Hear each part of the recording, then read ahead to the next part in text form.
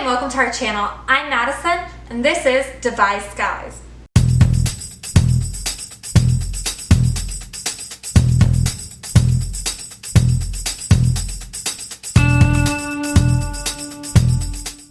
This video is yet another video covering the Percy Jackson and the Olympians series.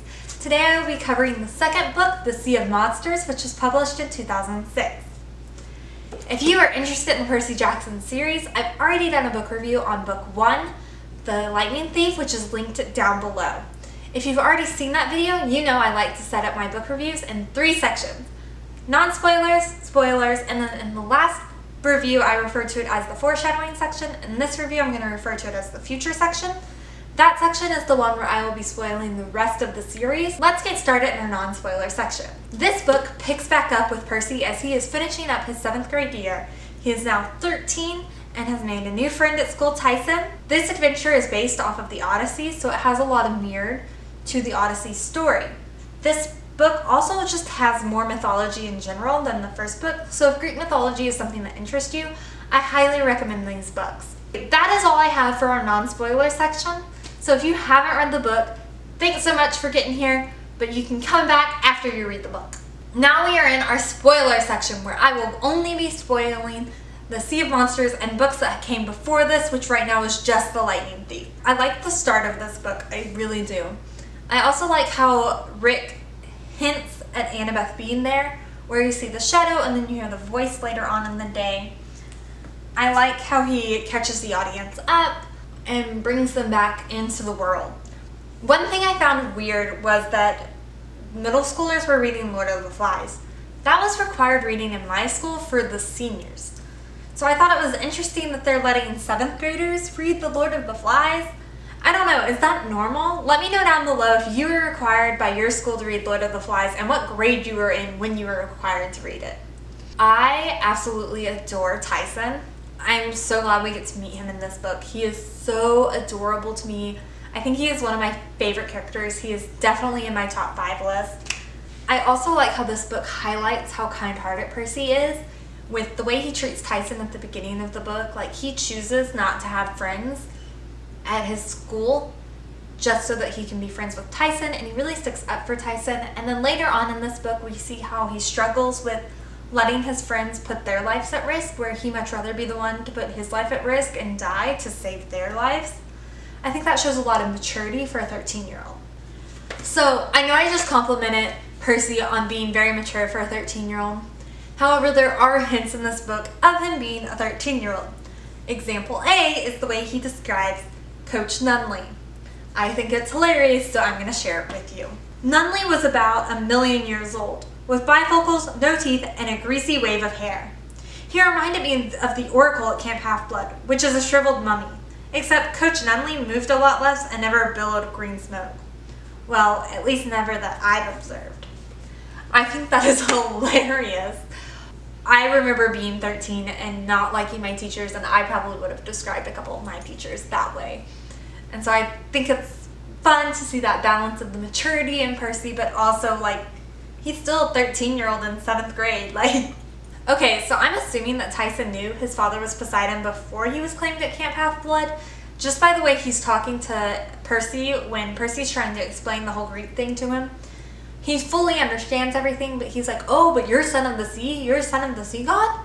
And he keeps asking that, and then later on the way he talks throughout this book really makes me think that he knew that his father was Poseidon from the get-go. I'm also curious if maybe Percy and Annabeth would have a better chance of getting to go on the quest if Mr. D was there at the campfire, if they had not waited so long and Mr. D was still there.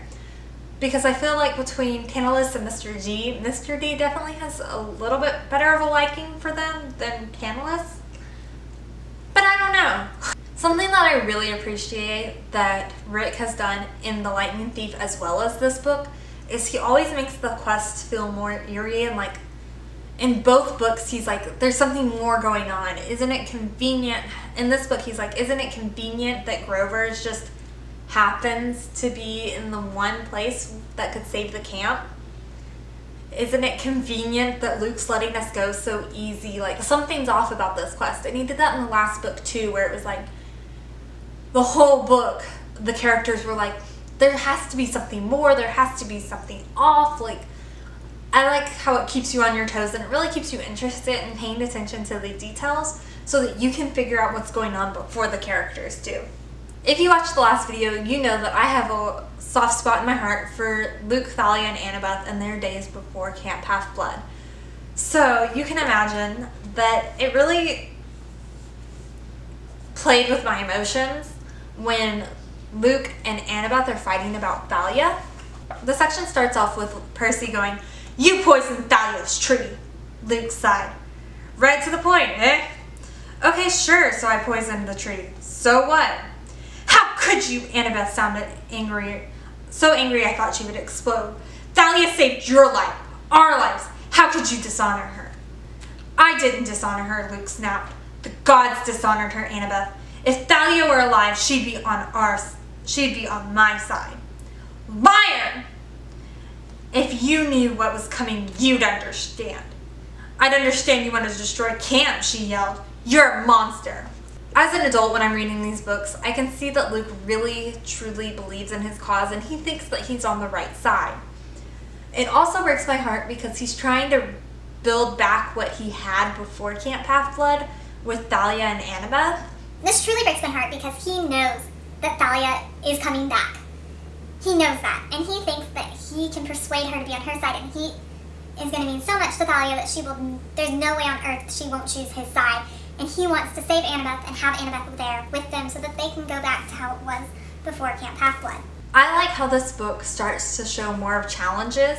We finally have some monsters that Percy can't just defeat, like the Hydra and Polyphemus.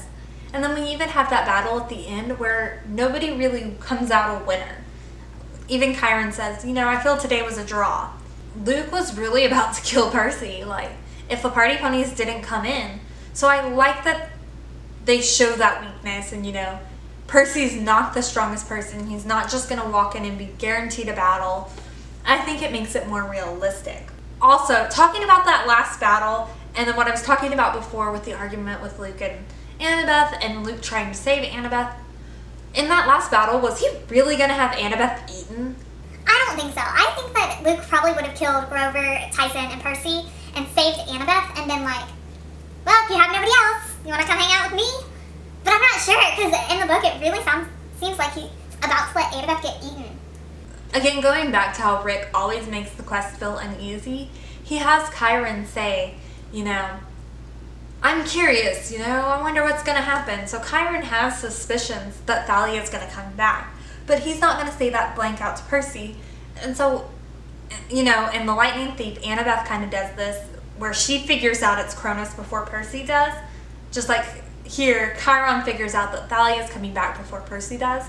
So it gives a major hint to the audience that more is to come without completely spoiling it, because it's not because the book is written in Percy's view and it's not Percy's thought.